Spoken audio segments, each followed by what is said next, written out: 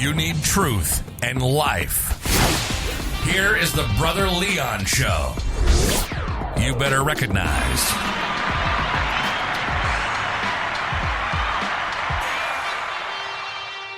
What's going on, listeners? This is your boy, Brother Leon, and you are tuning into another episode of the Brother Leon Show. So today, guys, we are going to have the phenomenal coach, author, Pamela Scott.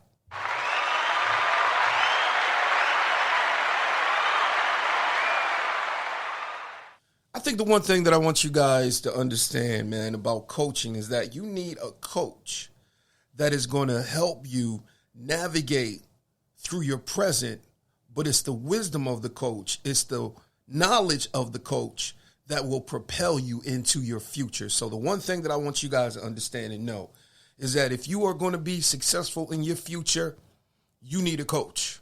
And that's the God knows truth.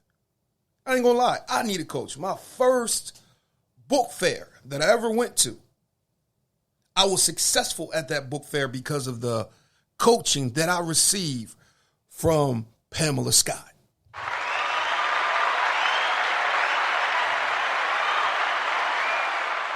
And so when the book fair was over, I'm not going to lie, I called her on the phone. I was crying. I was like, I just want to say thank you, because had it not been for her coaching, I probably wouldn't have had the success that I had that day. I made sales, I made contacts, I interacted with people, and also I was signing autographs.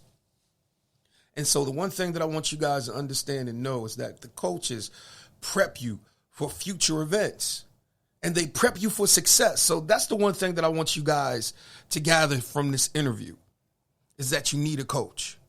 And so, hey, I'm going to tell you right now, man, Pamela Scott, she's open if you need a coach, if you need a tutor, if you need a mentor. She is the go-to person. And on top of that, she's on social media. So, guys, I bring you Miss Pamela Scott.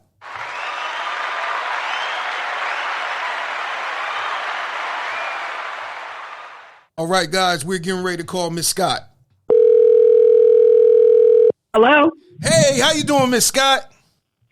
Great. How are you? I'm real good. It is so good to hear your voice. I was just giving the listeners the intro, and I told them about my history with you, and I told them about how you prepped me for my first book fair, and I was telling them about the time that I called you up, and I was up here crying and thanking you and everything for everything.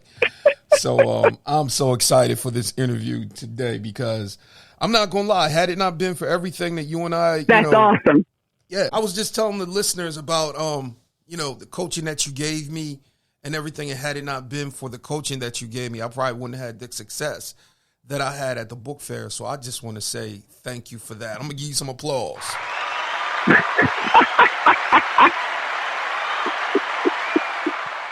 So talk to me, Miss Scott. Tell us, who are you? You know what? I'm a school district consultant and educational learning coach. That's my title right now. Okay. All right. So how long have you been in education? What's your educational background? I have taught from kindergarten to college for the last 15 years. And I hold a master's degree in educational studies and school leadership. Okay. All right. So what was that journey like? I mean, can you tell us, where you alumni from? Well, I've taught grades from K to 8 as a handwriting specialist, and from high school to college as a first-year seminar and English professor. So I've been in education for almost 20 years, Leon. Yeah, because I remember you was helping my son with his handwriting. Yes, when he was in elementary. That's right, and you would come in. That's right. He was a good student, too. Very good student. Yes. So let me ask you this. What is your definition of coaching? I mean, what was your personal definition of what a coach is? Well, some people look at it as two different things. Some people, if they're athletes, they're looking at it as their coach telling them what to do on the court and how to win games. But what I do is I do academic coaching, executive level coaching, and I coach you to where you want to get in your game of business, which is guidance and skill sets to improve your craft. Okay, so let me ask you this, because you have to have, you definitely have to have vision for what you do. So right. What is it that really gets you to the place where, okay, you can assess a person and then you can see the strengths and the weaknesses. What type of vision is that? Well, the one thing that I do with my coaching, Leon, is I do a discovery. And you might not remember this when we were working on the book. I had you do a discovery quiz. And so once we do that discovery quiz, then we can figure out, what experience do you have and what skills do we have to develop at that point? It's very important that when you take that discovery, you're really discovering about yourself. Yeah. Yeah. And it's always that self-awareness and that self-discovery. Then you can pretty much, gauge, okay, this is where she's showing me where I'm weak. And this is where, okay, I need to start building this up.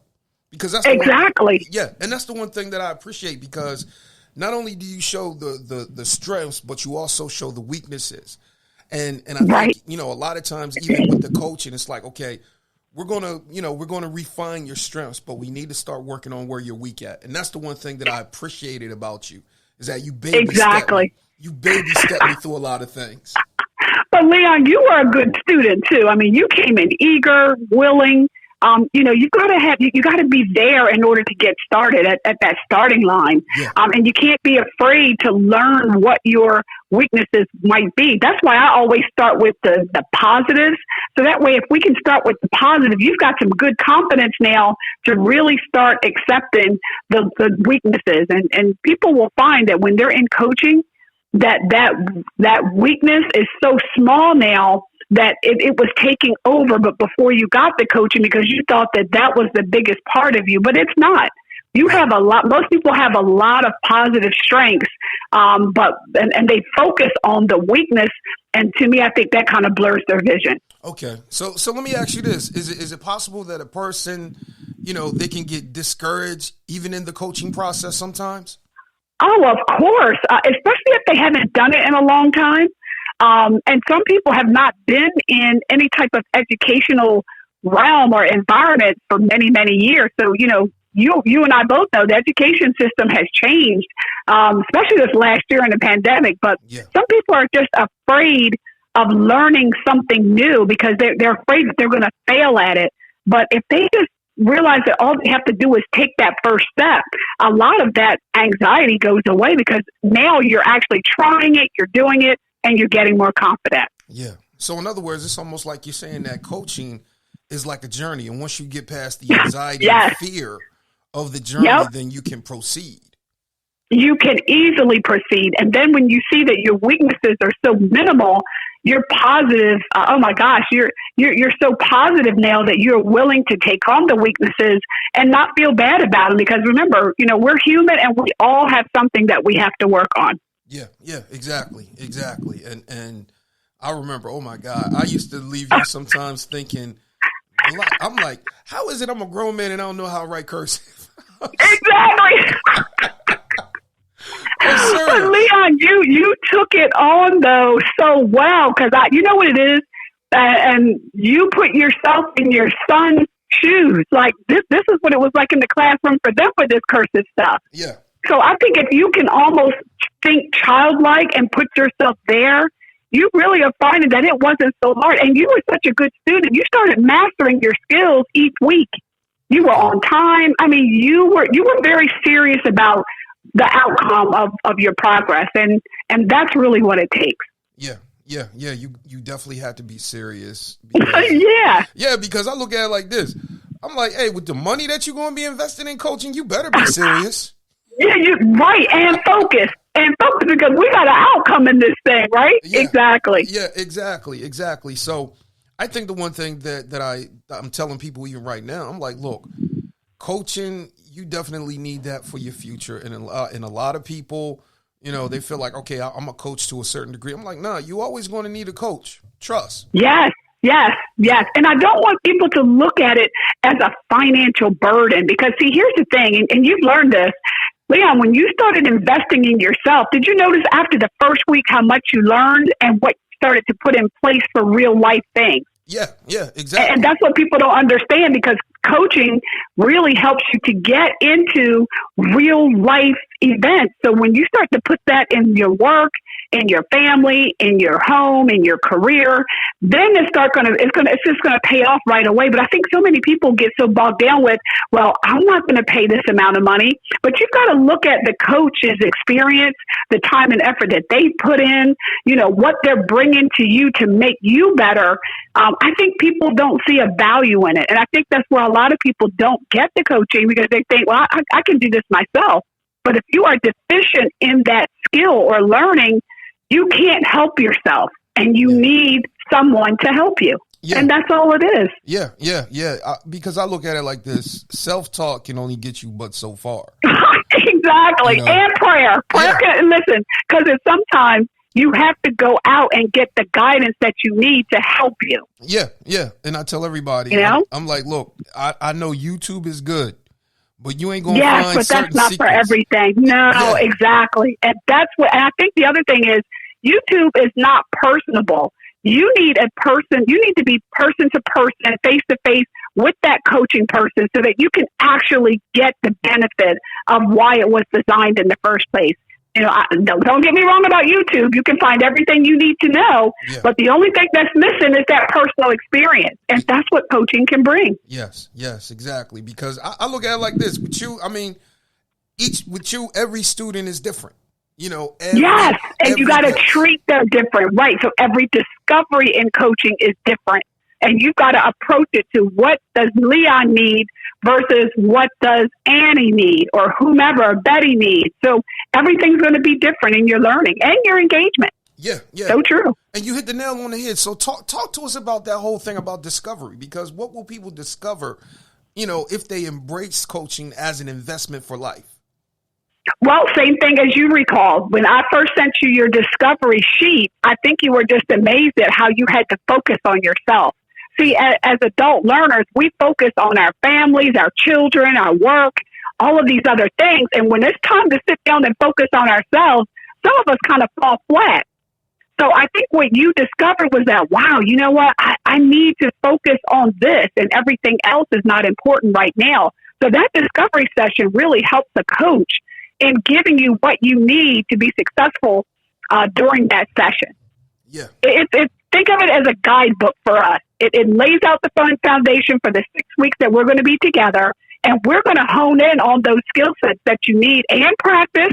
And then when you leave, immediately I give you homework. Yeah. So, you're going to learn the skill and start to understand how it all comes together. Yeah, exactly. And that's what I appreciate, because it was like, okay, I'm doing this, but how all of this is going to help me down the road? I'm like, okay, now exactly. And you got to remember too, people think that coaching is a quick fix, and it is not. You and I both know where we left off. That just got you to the next the next area of your life, because you're working on so many cool things, Leon. But you still remember, we still left off at a certain point. So at another point, we need to pick back up, because now you're entering into other arenas that probably coaching could help you and keep you successful as you go along. Oh, definitely.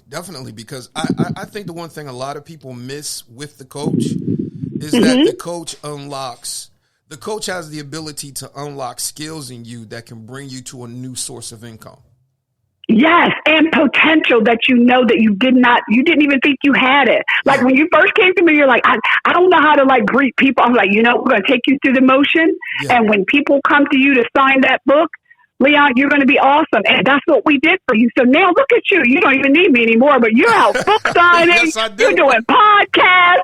You're doing all of these things. But those are just examples to show people that it works. Had you not come to me, Leon, I think you would still been struggling with trying to get some self-confidence and to get through the book signings. What to do? What am I signing? Yeah.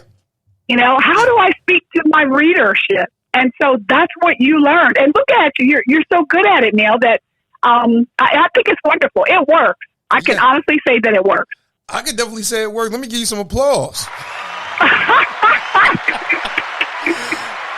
I am a client. Yes, you are. You have, and I have many. And I'm telling you, Leon, it works, and it's tried. It's true. But if people could just think of it as value and not I'm just throwing money away. That's not how I want you to see it, because it's going to pay off long after you're finished. Yeah. Because I think the one thing that I had to look at this as, I had to look at it as, this is not tutoring for me. Exactly. Right. That's two entirely different areas. Yeah. And I think a lot of times people, they mistake coaching yes. with tutoring. For tutoring. Yes. I'm like, I think it's, yep, that's a great point. Yeah, tutoring is academics. Yeah. Tutoring is academics and subjects that you might not be strong in, but coaching really gets into the depth of your career. What do you want to do for work? What personal skill? Maybe you didn't learn how to public speak. Maybe you're not a great writer for business and those kinds of things. So you're really looking at professional development at its best in coaching for yourself. Yes. It's just focused on you, not on your family, not on work, but it's focused on you to get better and prosper. Yeah. I so appreciate you saying that. I'm serious. But it makes sense. Yeah, it does. It does. It's awesome. It does. But it works. And I think when you see that it works, that's when you start to smile to say, you know what, I'm so glad I dipped my toe into the water to say that, you know what, I'm so glad that I made this effort. Yeah. Because now you're not going to turn back because you know the value of it, Leon, and you're not going to go back. You know now that this is just going to keep making you better. It's almost like a basketball coach after the season's over. Yeah. You know, they come check on you and see how you're doing before the next season. Mm-hmm. That's what coaching's like. Yeah. Yeah, exactly. So let me ask you this, because I know when even in coaching, you have to have a degree of patience. So, yes. So can you talk to us about the patience? Well, you know, like I said, most of my clients, when they come to me, is word of mouth, and they want to know, how fast can we get this over with? How much is it going to be? And they're so involved in the money and trying to get it over with that they're missing the entire value of what we're offering. So I have patience with people who come to me 6 months ago, a year ago, and when I see them again, they're trying to find me on Facebook saying, hey, you know what, it's time. And so everybody has their own degrees of time. So when you're ready, that's when you call me. Because if you're not ready, it's not going to be successful. So it has required patience in this business, and that's what I have. But I want good clients who are going to continue referring other good clients who see the value. Exactly. It's like the old saying goes, when the student is ready, the teacher will appear. Exactly. And when you're not, then I'm going to give you something else to work on until you're ready. Yeah, exactly. Yeah, that's how it goes. So, Ms. Scott, you wrote a book. So can you tell us the title of your book?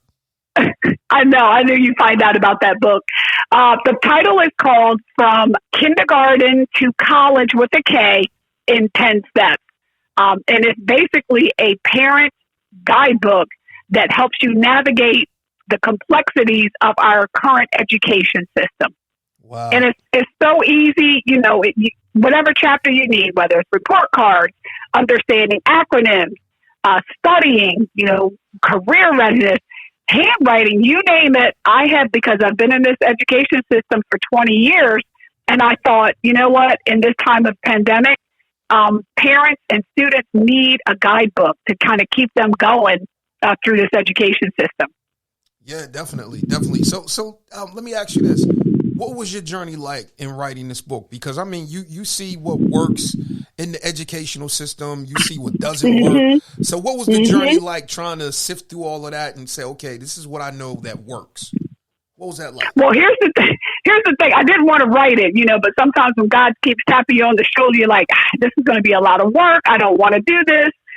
So it turned out to be a 3-year journey, really, to write it in its entirety. Wow. But I know I needed, and I wanted to offer the community an academic textbook for schools and colleges to have as a resource for grades pre-K to college to be successful in the global workforce.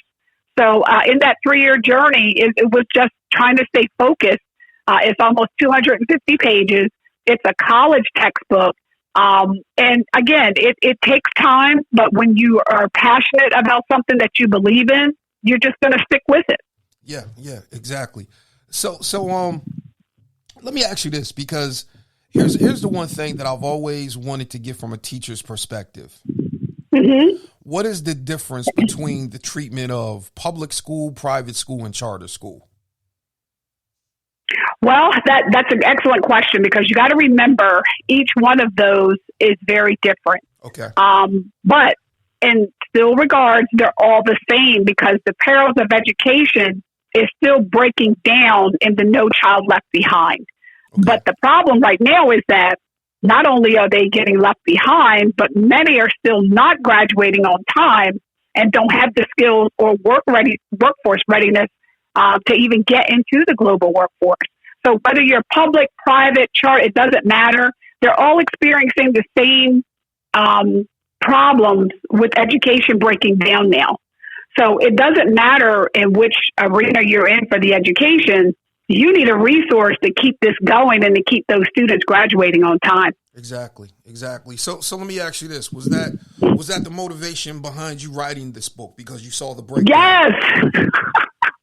Yes, because when I saw some of the kids that couldn't read and write their names in 5th, 6th grade, I kept thinking, what happened? Because I've taught kindergarten through middle school, and I could see what was happening. If they don't get it at a certain age and they keep getting pushed through, no one's going to go back and reteach it. So I thought, as parents, when you look at that report card and it says your child needs help and they're giving you the strategies and you still don't do anything about it, that child's just going to keep getting pushed through. The only thing is, though, they're just going to be older, but they're not going to be any smarter. So we've got to fix that. And it just bothered oh my gosh, it just kept hurting my heart to see how many students were falling in that category. And it didn't have to be. It was public, private, charter. It didn't matter.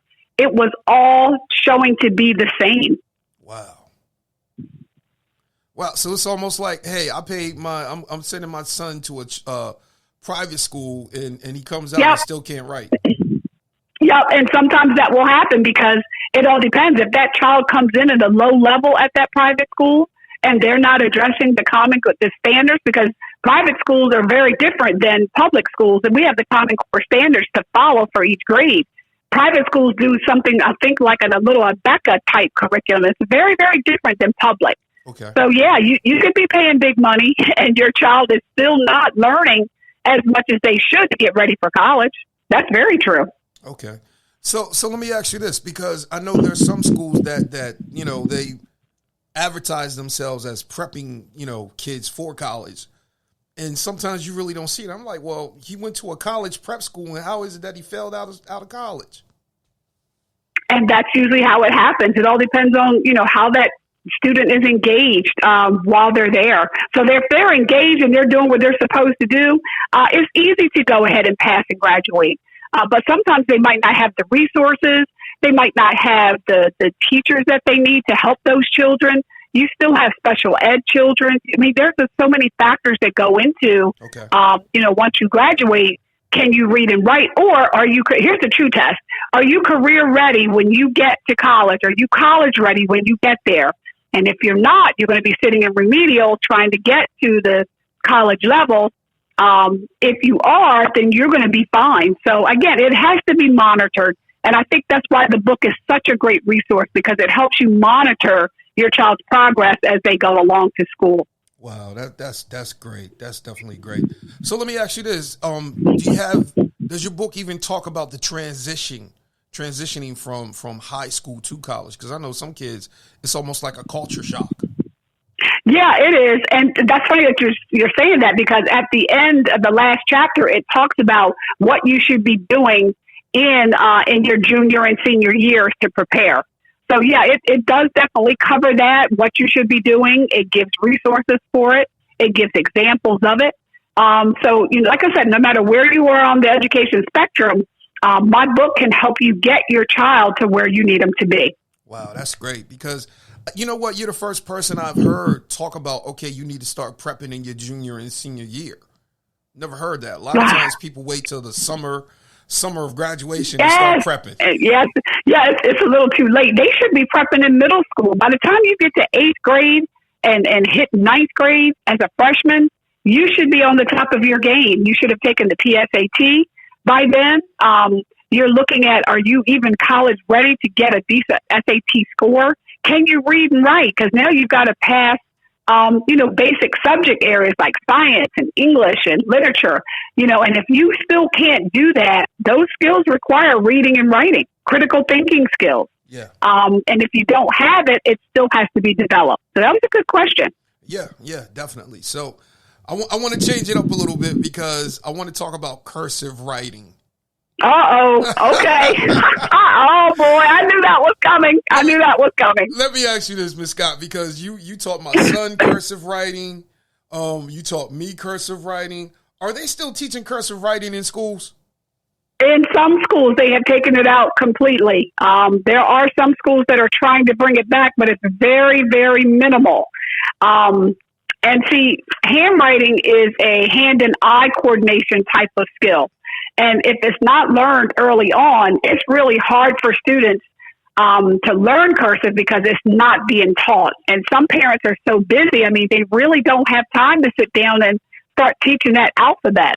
And so what I've done in the book is it shows you some examples of some students who have tried to write, but I try to give you some tips on, why you have to write in the first place. I still teach handwriting on the side if there are people who still want to learn how to cursive write because I feel like it's important. Yeah. But it's almost like it's prehistoric, though, Leon, yeah. Especially cursive because they've just taken it out of the school curriculum. Yeah, exactly. And I also blame technology. I said, if older people want to take over the world. Oh, yes, yeah. So true. And in chapter 1 of my book, it addresses the title is Poor Writing in America. And it looks how this problem really needs immediate attention at an early age. And just developing sentences and structure, you still have to be legible in the classroom. So I would suggest get my book and learn the 7 S's of handwriting legibility. Yes, exactly. Because I like I was going to say, I was like, look, I said, older people could take over the world. All they got to do is just put everything in cursive. Exactly. And knowing manuscript, the difference. What's the difference between manuscript, that's print, and cursive, that's the alphabet. But the problem is this. Anybody can write in cursive, but can you read it after you write it? If you sign in somewhere, I can never read any signatures.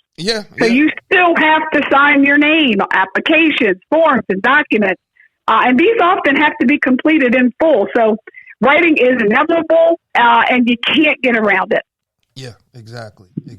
So I just want to say thank you for what you taught me in cursive writing.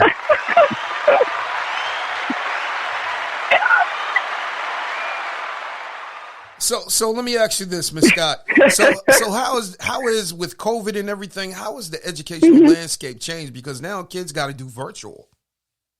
Oh my gosh. You know what? It has changed not only for them, but for the educators who are in the classroom.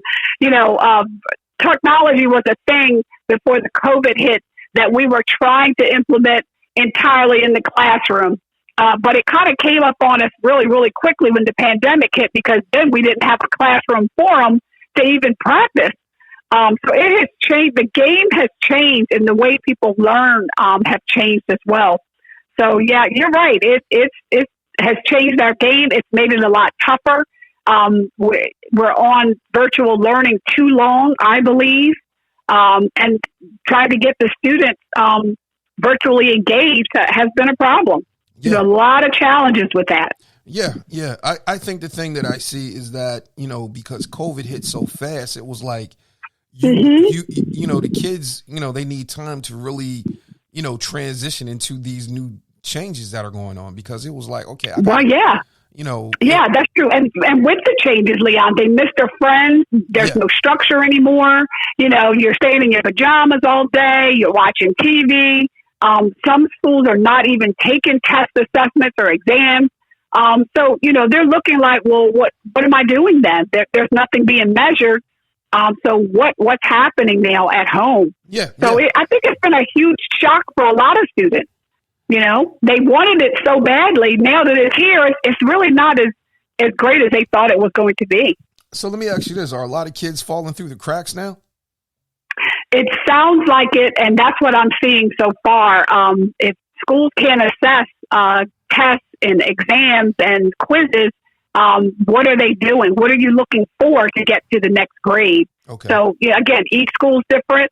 What do they know? If you notice, nobody's doing any projects.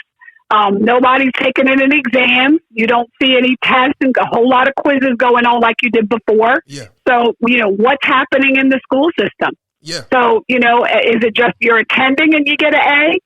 Like what's happening? You don't attend, you get a 0. Like what is it? So I think it's really not quite defined for everyone. But I do know, as I hear parents and talk with parents, that the tests are not being done anymore. No more exams. And I worry about the seniors because I'm thinking, are they going to be ready for first year college? So there's a lot of challenges for me, and there's a lot of concerns that I'm still, trying to work out in my own, because I do education. But the good thing is that in my book, it helps you along all of those areas. Okay. Because here's the one thing that now you got my curiosity. So I'm like, okay, if this is what's happening, there's no way to assess. How is it that the government is going to start giving out money? Because they want to say, hey, I need to see something before I give you anything. Well, of course they do. So I understand that they're going to be getting COVID-19 funding for schools. So okay. I don't know what that means, though. So, I'm keeping my eyes and ears out. But I understand that COVID-19 funding for schools are coming along. I don't know what that entails, but it looks like the schools are going to be getting it. Okay. So it's going to be, I think it's going to be a challenge, though, for administrators to just keep the kids engaged. How are we assessing them to go and promote to the next level? I think a lot of those things are just still being discussed among them. Yeah. Because I was actually asking my son, I was like, so how do they know that you passed? Well, he was like, right, exactly. Right. Well, he was like, well, look, Dad, I got a good grade, so, I know I passed. See? Exactly. But ask him the next time, have you taken any tests, son? Have you done any projects? Yeah. Do you have any exams, depending on, what level he is? I mean, ask him about those things and see how his teacher is assessing his grades, and then you'll know for sure. Yeah. And I think the big thing with him is that when he transitioned from graduation going into the college, that's huge. And then the pace, it was like, I don't know if I could keep up. I know. Well, sounds like he might need a tutor. Yeah. Because there you go. Because see, here's the thing that he was frustrated with. He was like, I don't get it. I was honor roll over here. How come I'm not like that here? Exactly. And they may not have used the same rubric or the same measuring tool in high school, because remember, this is distance learning and remote learning. So if you're not taking any tests, how are you understanding and passing the unit? So you've got to have some type of summative going on to say, okay, well, now we need to work on this before we move on to the next unit. Yeah. Before then, they used to have exams, especially in high school. I mean, all day were exams. Like, that's what they do to test the learning. So if you're not doing that, what are you getting now for coming to class and doing your assignment? Yeah. Good question. Question. Yeah, because I actually thought, I was like, well, wow, man, everything's, I mean, they giving them laptops and everything. I was like, oh, okay. I know. But ask about assessment and see how he responds. Like, is he getting any type of tests, quizzes? Is he studying for exams? Like, see if any of the assessments are going on. Okay. So that's the one thing that I didn't ask his teachers, because I assumed the fact that he made honor roll, everything was good. No, you got to dig a little bit deeper than that. Honor roll could mean, maybe he's the best attended, for the month or something. His attendance is so outstanding and his participation is outstanding versus somebody who doesn't show up. That would be honor roll to me. Wow. But if you're not assessing anything with it, and I can't see his growth from the time we started in marking period 1 to marking period 2 to compare that to, I got to have some type of measurement to see how are you honor roll. Okay. Yeah. Versus a C+ student. Does that make sense? Yeah, it makes a lot of sense. So let me ask you this. So is it a detriment when kids are just, they just promote you to the next grade without you even without you even really passing? Well, it is a detriment, but again, you have to look at each school does things differently, and in situations with the pandemic, They're just trying to really muddle along and what to do at this point in time. Okay. I would suggest just whatever school district your child is in, when it's time to go to those board meetings, PTA, go to those, find out what's going on in your school and how your child is being assessed. That's the best way to stay in touch with the administration and to find out the direction of your school. Wow, that's good. That's great. That's some great knowledge right there. So, Ms. Scott, back to your book. Okay. So let me ask you this: where can people find your book at? Well, right now I've sold almost 100 copies. We just came out. It just printed in just a little after Thanksgiving. Okay. I've sold almost 100 copies. Most people are getting it from me from PayPal. They can go to my email for PayPal. And that would be GSC, George, Sally, Charlie, learning coach at gmail.com. So PayPal is the best way to get it. And then I also have Venmo, where they can also buy their personal copy.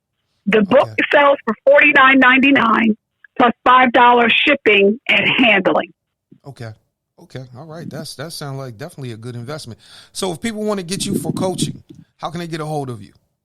Oh, that's easy. They can visit my website. I've updated the website. My website is www.k, like Karen, -12, learningcoach.com. So that's www.k-12learningcoach.com. Everything that we've talked about, especially the book, what we're doing, how to help your school, your student, your athlete, it's all on the website. And the book, of course, shows you how to pay. Wow. Thank you, Ms. Scott. So, Ms. Scott, can you leave us with some words of wisdom and encouragement? I am going to try. Here's my favorite. It's in the front of my book. This is a quote by Henry Ward Beecher. And he says, one of best success comes after their greatest disappointments. And what that simply means is if you're ever told that you are not valued after working hard, you can actually realize that you're just not in the right place. You're in the wrong place.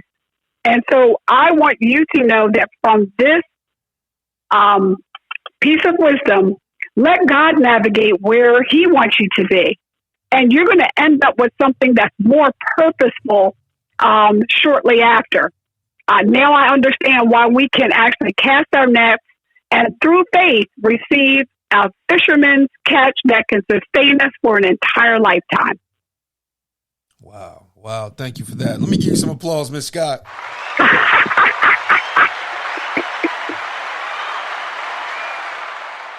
But hey, Ms. Scott, we definitely have to do this awesome. again. We definitely have to do this I would again. love to, Leon. As things start to progress, the books are selling like crazy. I'm working with the school districts to help those students and parents. I'm sure there's going to be a lot more unfolding. We're just in January. Yeah. I'm sure if we check in again by the end of the first quarter, there's going to be a whole lot of new stuff going on. And I want to be able to help the community to get the resources that they need. Yeah, we definitely need some resources and we definitely need some help. So I just want to say thank you for being passionate and saying yes to the calling on your life, because God knows we need educators, we need teachers, we need coaches, because they are the ones that help us navigate to the future. So I just want to say thank you. They do. And you keep up the good work, Leon. I look forward to hearing from you. Hey, I will. I will definitely. Hey, if I ever get on TV, I'm gonna thank my wife and thank you and start crying. Like, Miss Scott, this is for you. Oh my gosh, that's awesome, Leon. You are terrific. Thank you for the opportunity. All right, Miss Scott, you have yourself a blessed one. Okay. Bye-bye. All right. Bye. All right, guys, that was Miss Scott.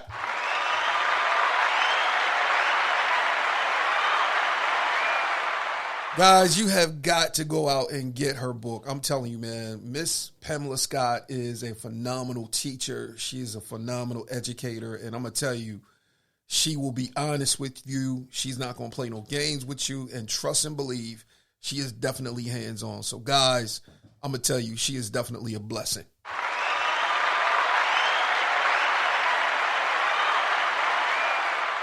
So with that being said, guys, you have yourself a blessed day, and we are out.